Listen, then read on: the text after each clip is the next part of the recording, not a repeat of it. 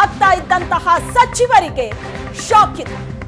ಚುನಾವಣೆಗೆ ಸಿದ್ಧರಾಗಿ ಅಂತ ಹೈಕಮಾಂಡ್ ಸೂಚನೆ ಕೊಟ್ಟಿದೆ ಸಚಿವರಿಗೆ.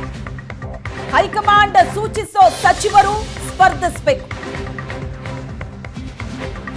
ಲೋಕಸಭೆ ಸ್ಪರ್ಧೆಗೆ ಹಿಂದೇಟು ಹಾಕ್ತಾ ಇದ್ದಂತಹ ಸಚಿವರಿಗೆ ಬಹಳ ದೊಡ್ಡ ಶಾಕ್ ಇದೆ. ಚುನಾವಣೆಗೆ ಸಿದ್ಧರಾಗಿ ಅಂತ ಹೈಕಮಾಂಡ್ ಸೂಚನೆ ಕೊಟ್ಟಿದೆ ಸಚಿವರಿಗೆ.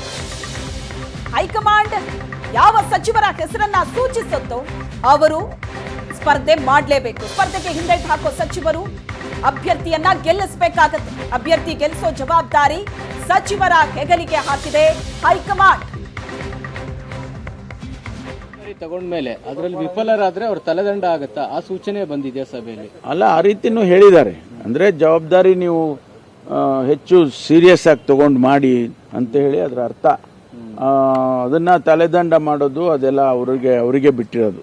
ಸರಿ, ಬರೀ ಲೋಕಸಭಾ ಚುನಾವಣೆಯಲ್ಲಿ ಸರಿಯಾಗಿ ಟಾಸ್ಕ್ ನಿಭಾಯಿಸದೆ ಹೋದ್ರೆ ಸಚಿವರ ತಲೆದಂಡ ಅಂತ ಹೇಳ್ಬಿಟ್ಟು ಅದೇ ನಾನು ಹೇಳಿದ್ನಲ್ಲ. ಈಗ ಅವರು ಯಾವ ಕ್ಷೇತ್ರದಲ್ಲಿ ಗೆದಿಯೋದಕ್ಕೆ ಸಾಧ್ಯ ಇದೆ ಅಂತ ಕಡೆ ನಾವು ಸೋತು ಬಿಟ್ರೆ ನ್ಯಾಚುರಲಿ ಅವ್ರಿಗೆ ಸರಿಯಾಗಿ ಅವರು ಕೆಲಸ ಮಾಡಲಿಲ್ಲ ಅಂತಲೋ ಏನಾದರೂ ಅವರು ತಿಳ್ಕೊಳ್ಬೇಕಾಗತ್ತೆ ಅನ್ನೋ ರೀತಿಯಲ್ಲಿ ಹೇಳಿದ್ದಾರೆ.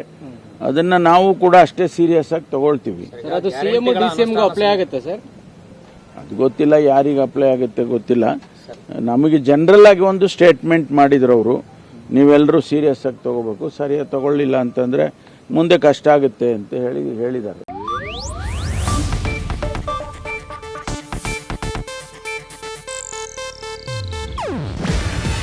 ಇದು ಏಷ್ಯಾನೆಟ್ ನ್ಯೂಸ್ ನೆಟ್ವರ್ಕ್ ಪ್ರಸ್ತುತಿ.